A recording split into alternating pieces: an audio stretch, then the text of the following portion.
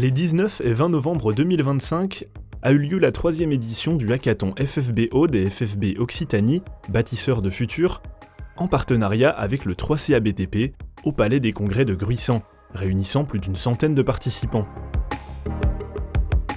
Le but, bien évidemment, on va dire que c'est un marathon de la construction, une compétition, comme on aime à le dire, c'est-à-dire une compétition mais collaborative autour des projets innovants de notre secteur pour faire ensemble des bâtisseurs de futur. Ça permet aussi de faire une rencontre, on va dire, innovante entre les entreprises et les jeunes du territoire en disant voilà, le bâtiment aujourd'hui c'est ça, demain il ressemblera à autre chose et cette autre chose, on voudrait commencer à le maîtriser dans nos idées. En fait, on doit monter un projet innovateur avec des sujets donnés. Cette année, ça tournait vachement autour de l'écologie ou des nouveaux matériaux. Pendant ces 2 jours, les groupes ont présenté leurs idées à un jury chargé de sélectionner les projets les plus prometteurs.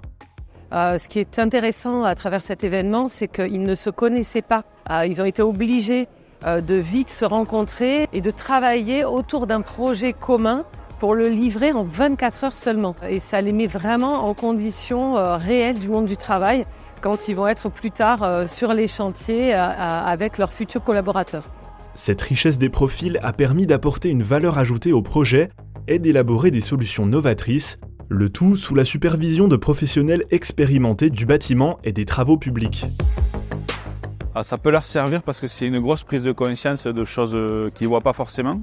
L'idée, c'est de ne pas les brider dans leur imagination. Et après, on prend les éléments techniques, on prend les éléments financiers, les éléments en rapport avec la réalité et on essaie de les ramener sur quelque chose de viable. On avait des professeurs qui pouvaient nous aider sur certains aspects techniques, d'autres plus financiers ou commerciaux, à découvrir un peu plus comment ça fonctionnait.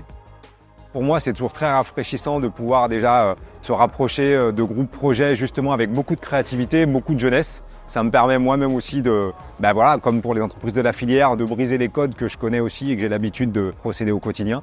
Cette sensation d'aider aussi un groupe à s'améliorer, c'est vraiment très intéressant. Même si on vient de parcours différents, on a quand même tous voulu aller sur la même chose. On s'est tous entendus en fait sur l'idée, ça nous a tous plu et chacun a amené sa patte là où il était bon.